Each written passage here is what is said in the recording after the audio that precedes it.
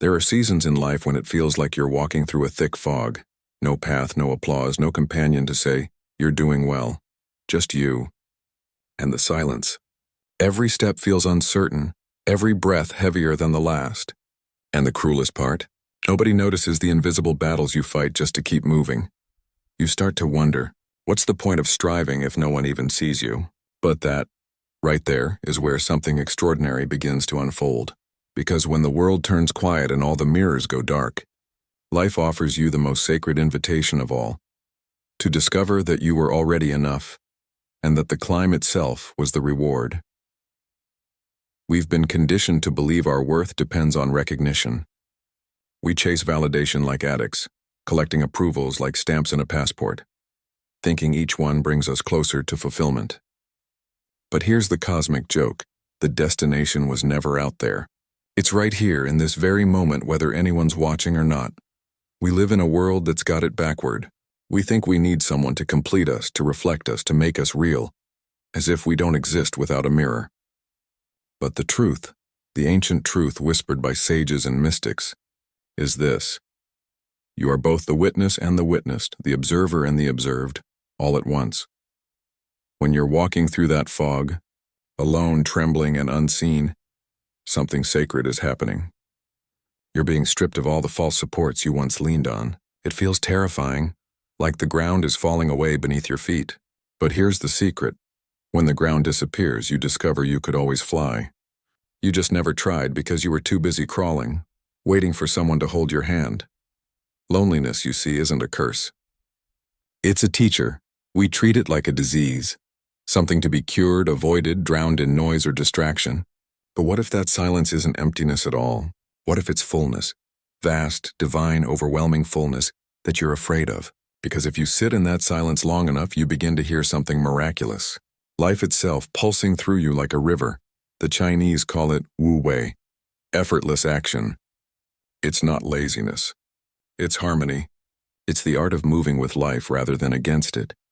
Like a sailor who dances with the wind instead of fighting it. And you only learn that art when you're alone. When there's nobody left to perform for, nobody to impress. That's when you stop forcing life and start flowing with it. I'm reminded of a story. A man spent years climbing a mountain, convinced that at the summit he'd find enlightenment, recognition, something that would make it all worth it. He climbed through storms and doubts, through pain and perseverance. Nobody saw him. Nobody cheered. Nobody even knew. And when he finally reached the top, exhausted and alone, do you know what he found? Nothing, absolutely nothing, except the view. And in that moment he laughed, because he realized it was never about the summit. It was about the climb, the steps, the breath, the effort. He'd been complete all along. We keep living as though life is a race, as though we're supposed to arrive. But life isn't going anywhere. It's already here. You are life, living itself right now, through this form, through these eyes, whether or not anyone's paying attention. The real question isn't, does anyone see me? It's, am I seeing myself? Am I present enough to witness my own existence? We crave comfort from others. We're addicted to it. Someone ignores us and we collapse. Someone forgets to praise us and we question our worth. We become emotional beggars, shaking our cups for a few coins of approval. But that cup? It has a hole in it. No matter how much validation you collect, it drains out. You're left empty again, chasing the next fix.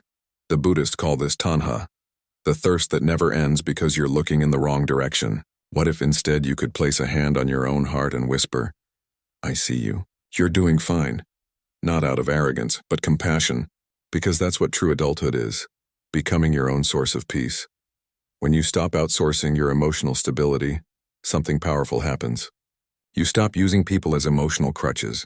Your relationships deepen because you're no longer begging to be seen, you're simply sharing the view. And when you stop complaining, really stop, your entire being shifts. Complaining keeps you small. It says, "I'm a victim. Life is happening to me." But life is not happening to you. It's happening through you. Epictetus once said, "It's not what happens to you, but how you react to it that matters." Marcus Aurelius added, "You have power over your mind and not outside events. When you stop cursing the rain and start dancing in it, the rain doesn't change, but you do." True validation can only come from within. When you seek it from others, you hand them power over your soul. But only you know your unseen battles, the quiet victories that kept you alive when nobody was watching. Think of it like this. If you were a gardener tending a garden no one ever visits, would you stop watering it? Of course not, because the garden itself is the reward. The green shoots, the blooming flowers, the quiet miracle of life. That's enough. Your life is that garden. Tend it well, even if nobody walks through it. We fear failure, but what we really fear is embarrassment, the bruising of the ego. Yet life keeps breaking us not to destroy us, but to show us what we're made of.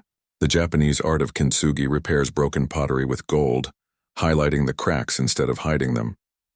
That's what failure does to the soul, and it makes you more beautiful. Motivation fades. Discipline remains. But real discipline isn't punishment, it's love. It's you today taking care of you tomorrow. It's writing even when you're tired. Moving forward even when afraid. That's not willpower. That's devotion to your own becoming.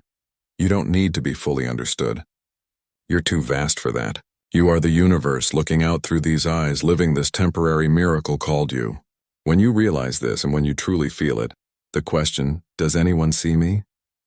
Dissolves. Because you see you, and that seeing is the universe seeing itself. You're not separate from life. You are life, like a wave in the ocean. You don't need the other waves to validate you. You are the ocean in motion, and when you crash, you don't die. You return to what you always were. So if you find yourself alone in the fog, keep walking. Head high, not to prove anything, not to be seen, but because that's what waves do. They rise, they roll, they move forward. Not because anyone's watching, but because that's their nature.